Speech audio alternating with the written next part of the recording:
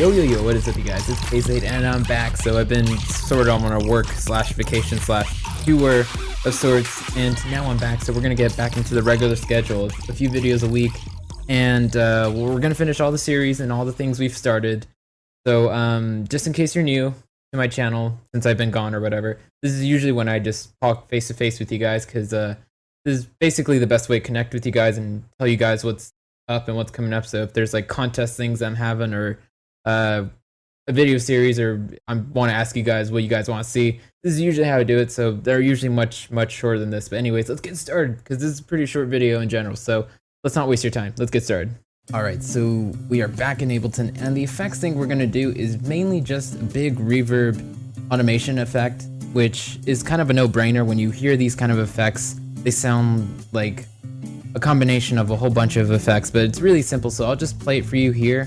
So what it is, so I can tell you just so you can listen out for it, is basically an automation on Decay. So what's going to happen on this channel right here, I have a certain kind of loop slur thing playing, and the decay of this reverb is going to build up, and it's going to create this kind of bigger atmosphere, and then after a while it's going to drop and kind of phase out, and more accurately fade out. So this is what it sounds like right here. Let's just play it.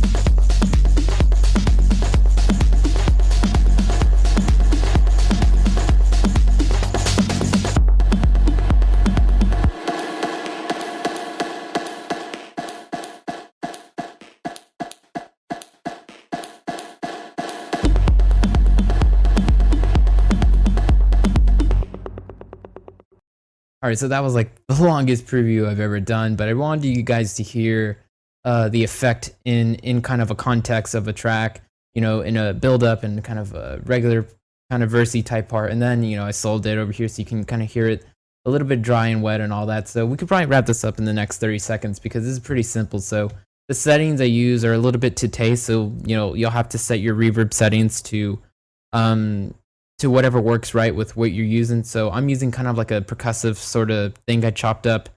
So it depends what you're using this on. If you're using this on an atmospheric pad, you'll have to use different settings. But basically, I just want the size a little bit larger than it is normally.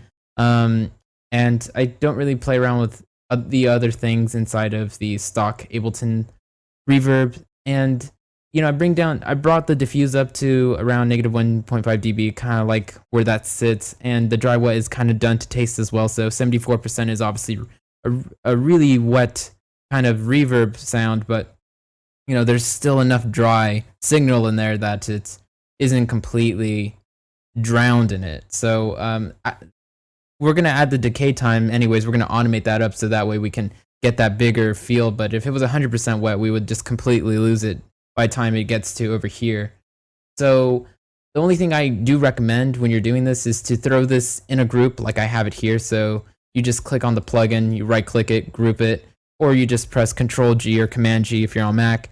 And the reason why I like to do that is because you can just go to map, select decay time, map it to something, and then you can set a minimal and maximum value. So it makes it easier to just get the range of where you want this to go and control it on a macro. Because trying to automate separate parameters is sometimes a little bit annoying. It's always a lot easier to just map a parameter to a macro and then automate that, because it's, you know, you can map the value and it's a lot easier. It doesn't have as much as many numbers or values to go through. So I always like to throw things in there. And then if you want to map other effects to this, like if you want to map the dry wet to this macro one as well, you can kind of get crazy with it. So that's pretty much all you do. So in Ableton, when you click on a parameter, it gives you that lane. So if I wanted to automate the reflect, I just click on that, and now I have the lane here already loaded. So now I'll just click on the macro one.